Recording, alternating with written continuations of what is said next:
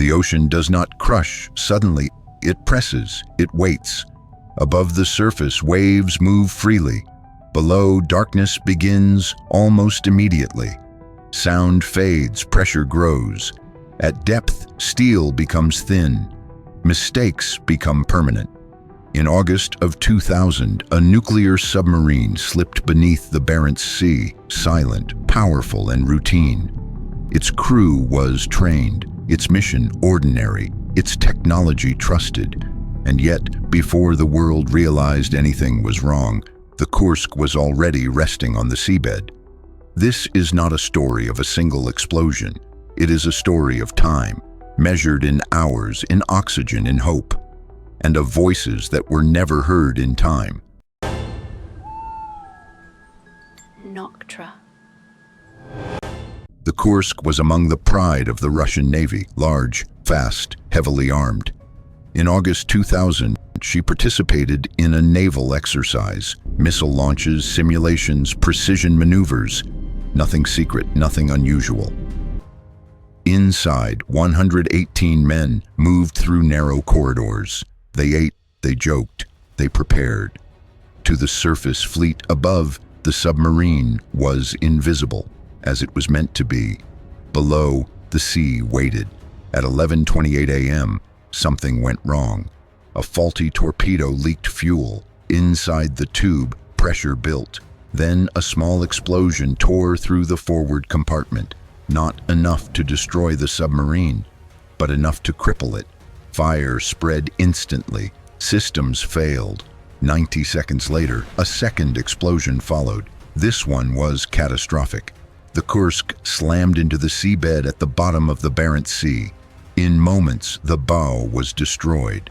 The rest of the submarine fell silent. The Kursk lay on its side, 100 meters below the surface. Reactors shut down automatically. Power failed. The forward compartments were gone. But in the rear of the submarine, 23 men were still alive. They gathered in the 9th compartment, dark, cold, filling slowly with water. They waited. On the surface, the fleet waited for a signal. None came. Attempts to communicate failed. Tapping noises were detected, then dismissed.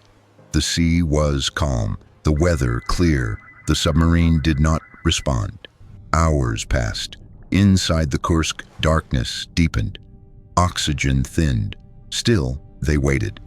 One of the men wrote a note. It recorded the time, the names of survivors.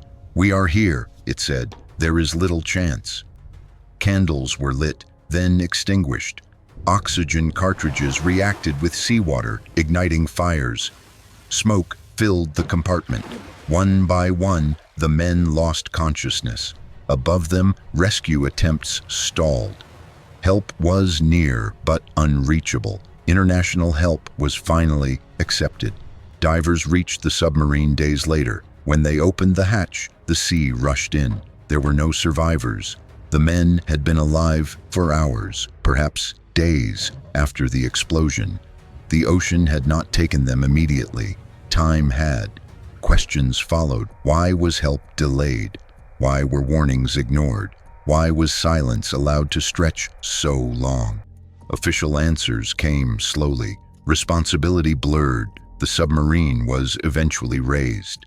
Inside, everything remained as it was left. The sea had preserved the truth. The Kursk did not vanish. It waited on the ocean floor. Men were alive, signals were heard, time existed, and then it didn't. The sea does not rush, it does not hurry decisions, it waits. 118 men entered the sea that day, none returned. The disaster reshaped navies, changed rescue protocols, exposed the cost of delay, but the lesson remains simple. At depth, time is the enemy, and silence is deadly. Far below the surface, where pressure never sleeps, the ocean keeps its memory, and it does not let go. To explore more mysteries like this, subscribe and join us on the next journey into the unknown.